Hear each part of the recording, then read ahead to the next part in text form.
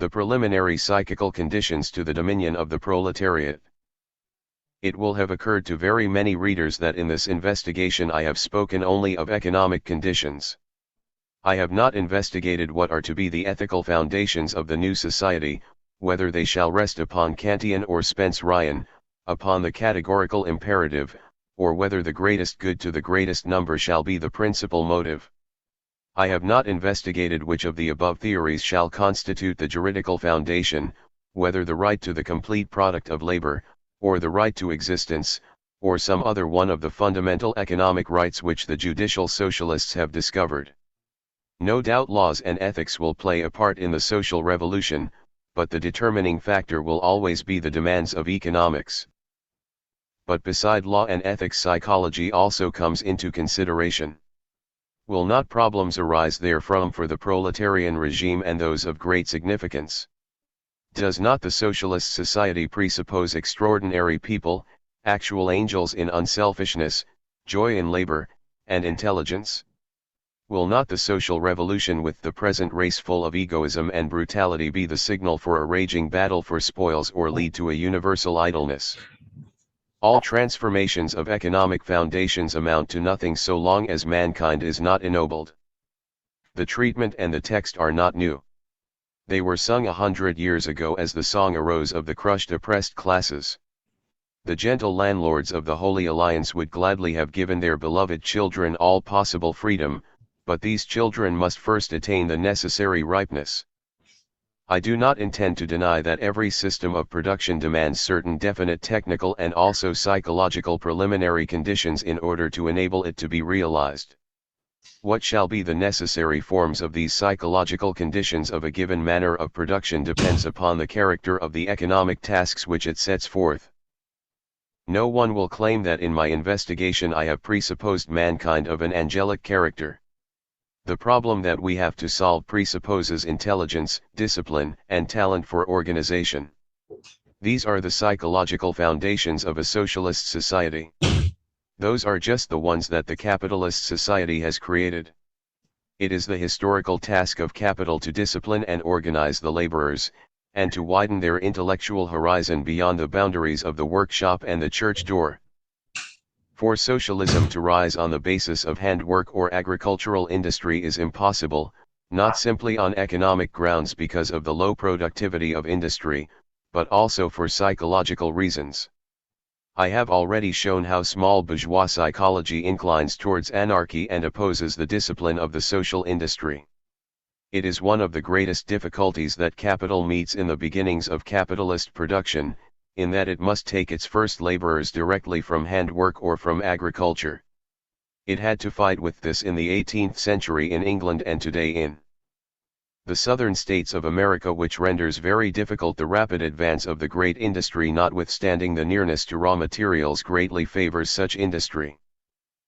Not discipline alone but also the talent for organization is difficult of development in little bourgeois and agricultural positions. There are no great bodies of men to be united in systematic cooperation. On this economic stage it is only the soldiers who offer the opportunity to organize in great bodies. The great generals are also great organizers.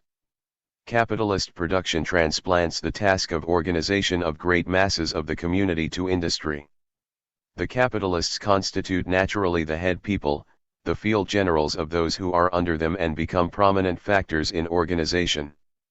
Correspondingly, the organizing talent in its appointees is very highly valued and rewarded by capital. Under these conditions the organizing talent grows rapidly. It can be applied equally well to the uses of a proletarian regime that will also need numerous directors of factories and organizers of trusts. Capital also demands intelligent labor power, so we see that the competitive struggle above all enforces the betterment of the industrial school. On the other side, the development of industry and the existence of newspapers contributes to extend the intellectual horizon of the laborer. But not alone the pressure of capital in the exploitation of great bodies of labor, but the struggle of the proletarian against this exploitation develops the psychological conditions for socialist production. It develops discipline in every way, as we have already seen, of a wholly different character and from that given capital, and this struggle develops also a talent for organization, for it is only through the unanimous cooperation of the great body of mankind that the proletariat can assert itself against capital and the capitalist state. Organization is the most important weapon of the proletariat, and nearly all its great leaders are also great organizers. To the money of capital, and the weapon of the military states, the proletariat has nothing to oppose save its economic indispensability and its organization. That its intelligence grows with these and through these needs no proof. The social revolution requires high intelligence, strict discipline, and complete organization of this great mass, and these must exist simultaneously with and be indispensable to economic life if it is to attain strength to overcome so extremely powerful an opponent. We may expect that it will only succeed when these peculiarities are developed in the highest degree, and also that the victory of the proletariat and therewith the social revolution will not come before not only the economic but also the psychological conditions to a socialist society are present in a high degree. This does not mean that mankind should be angels, nor that we shall need to wait so very long for its psychological ripeness. While the modern proletariat has need of no great change in order to make it ripe for socialist society, nevertheless we may expect that this society will greatly alter the character of mankind.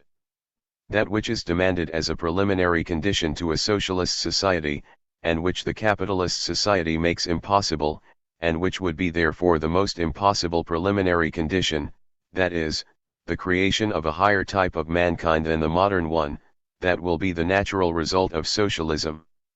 It will bring security, rest, and leisure to mankind.